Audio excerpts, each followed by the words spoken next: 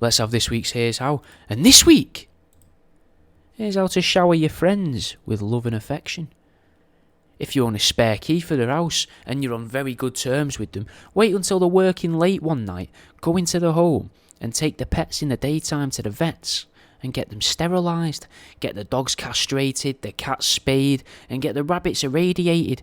Then have them back home before they get home from work. Now in the future, if they ever bring it up, you can say not to worry about it. You did it however many years ago when they were busy, because you didn't want them to be worrying about it. Either, how they've got to wingman the pet in the park to help the dog get its end away, or having to hold their paw through some form of tricky abortion process. Sign up to a genealogy website and make family trees of your friends, finding subtle ways to alter them so that you can fabricate the existences of half-siblings and expand your friend's family tree. Now, when Christmas comes around, they'll no longer feel lonely when they're older and the parents are dead, because they'll have all these fake half-siblings that they talk to over the internet, who are just you. Order takeaways to their house when you're not there. Pizzas, Chinese, curries, even those Sunday roasts that they do in polystyrene trays. Do it when they're having stressful times. Just make sure you always do it at a time when they're guaranteed to be at home. Otherwise, you might get blacklisted for ordering takeaways in the middle of the day to empty houses. Turn up to their house on a push bike with a bunch of local 10-year-olds and ask them if they want to come out to play. You may have to pay the 10-year-olds, but it's a small price to pay for your friend to be able to recapture their youth. Whenever you go anywhere new, make a point of getting on one knee and proposing to them in front of people. If they've somewhat moved on and gotten themselves a family, get their wife's name tattooed on your body. If they've got kids, get the children's names tattooed on you as well, so that your mate knows that you accept their new life and you still wish to be a part of it. Pay for them to go on holiday. Don't go with them.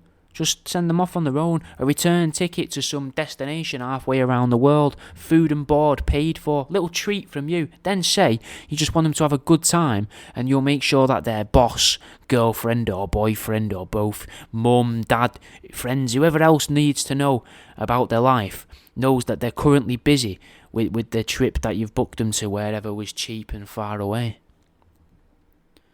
People never buy themselves new underwear. People just get given it when they're about 17 and then hope it lasts until they retire. Change that. Start buying your mates new underwear. Nice stuff as well. Satin, velvet, whatever you think they'd prefer. You know your mate better than I do. Organise a little surprise party for them, but not for any occasion in particular. Just get a bunch of people from a Facebook group or a Reddit sub dedicated to your local area to all meet up in a place.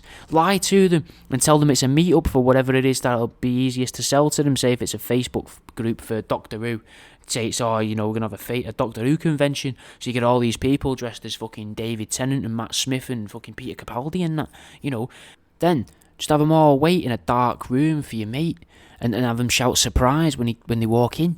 If you can't afford to rent out the room at the local labour club, you could always utilise those keys that you've got for their home that you acquired and have them all wait inside your mate's living room. Your friend's not going to know how to react to a bunch of people going to all that effort just for them. They're going to be lost for words. Become ministers for multiple religions and then start baptising your friend into those religions against their will. Record it and do it whilst they're sleeping so that you can tell them later in life if they become ill that you've already took precautions in case they were wrong about being an atheist, or if you think that their heaven that they've chose isn't the real one and they should probably put all of the chips on red instead of putting all of the chips just on one number in particular. And that's the end of this week's Here's How.